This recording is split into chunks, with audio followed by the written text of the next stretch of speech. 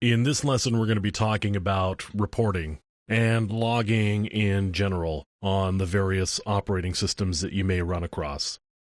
Linux is one of the Unix-like or Unix-based operating systems, and the Unix-based or Unix-like operating systems generally function in the same or more or less the same way when it comes to reporting and logging. Unix has long had a facility called syslog. There are a number of utilities, or a small handful of utilities, that behave like syslog and will substitute for syslog. So when we talk about Unix-like operating systems in syslog, we're really covering Linux and Solaris and Mac OS to a degree, as well as the various flavors of BSD, NetBSD, OpenBSD, FreeBSD. So we cover a wide variety of operating systems when we're talking about syslog. So taking a look at the configuration file here, and I'm on a Ubuntu Linux system where we're using a utility called rsyslog, which is a replacement for the regular syslog. And I'm going to just look at one of the configuration files here. As with a lot of the Debian-based systems, they tend to chunk up their configuration into multiple files to make it easier to manage. This is sort of the primary configuration file. And you can see that syslog has different facilities, and the facilities give you the ability to have some granularity in the logging and reporting that you do. And you can also see here, it tells us which facilities log to which log files. So the auth facility will log to a file called auth.log, for example, and kernel messages or kern messages will log to kern.log. So that's the syslog configuration file. Different syslog-like utilities will have slightly different configuration file formats, but they'll all really be about which facilities log to which logs and what log level are we setting things to. So you can see here some different log levels. We have crit, error, and notice, for example. There's info and warn as well. So different log levels depending on how much or how little you want to be able to see. So I'm going to jump over to the log file now, and you can see the different log files that are there. There are a number of log files, again, based on applications and whether the application is using syslog or whether they're using their own log format or whether something else is going on. So there's a lot of different log files here. You can also see all of the files in red that are .gz. That's because there's a utility called logrotate that rotates logs so you can store a week, 2 weeks, a month, multiple months, depending on how much you need to be able to store. And it compresses the older ones so they take up less space.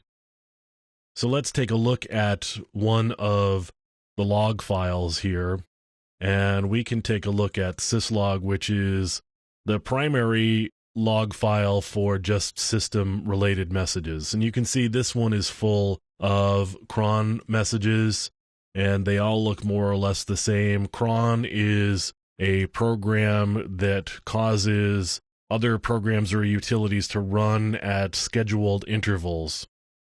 And you can see the results here of all of the cron jobs that have been run.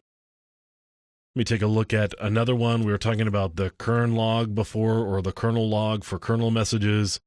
You can see here all of the kernel messages. So these are all of the messages right now that have been created when the system booted up. You can see all of the informational messages that were written out when this system booted up.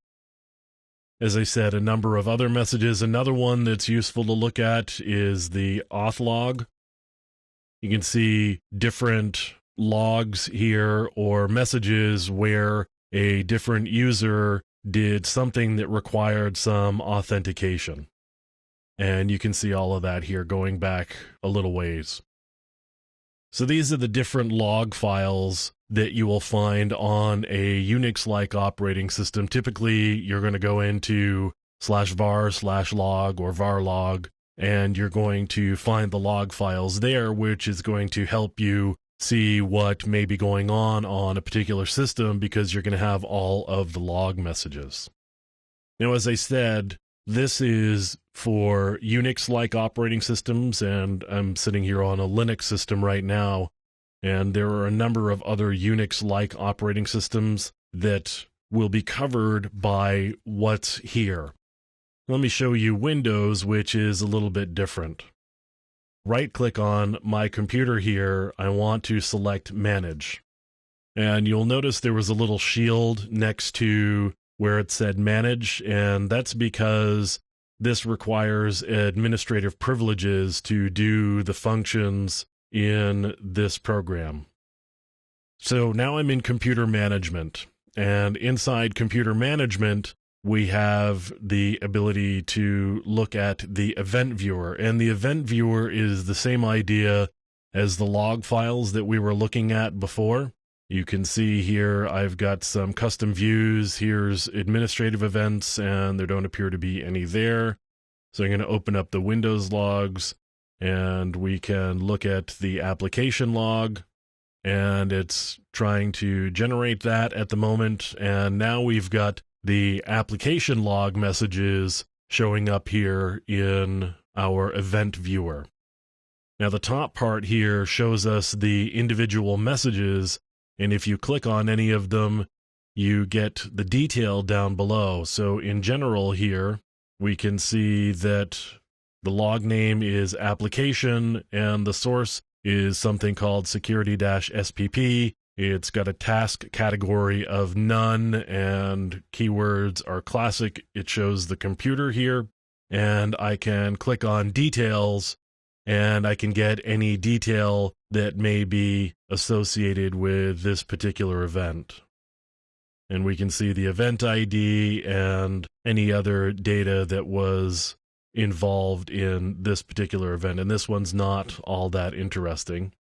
I could go to a different one here, and I've got the detail from a PostgreSQL event. It says error canceling statement due to user request, and I go back over to general, and I've got all of the information there. You can see the source is PostgreSQL. Now, there's a number of different types of Windows logs. Windows categorizes their logs a little differently than Unix does. So we've got application, security, and system primarily. There's also a setup log and forwarded events. We can look at the security log, and you can see audit success on a number of objects here. There's a whole lot of audit success messages, and we'll get into talking about auditing in a different talk a little bit later. But you can see here, these are a lot of logon audit success events, and I can take a look here and I can see the computer that's involved. If I go to details, I can see the username and the domain name where this event took place. If I go to the system, I have a number of events that revolve around services primarily that are running on the system. You can see the source is Service Control Manager, and this has to do with the different services that are running on this system. So there's a lot of different places that you can look for log events, and there are a lot of useful things that you may want to be looking for log messages for, depending on what it is you're investigating. You may want to be looking at log on messages and log off messages. You may be looking for messages regarding errors, or in some cases you may see log messages around network events. So if a system is under attack and you are investigating that attack, then you're going to be wanting to look for log messages that may relate to problems with the networking on a particular system.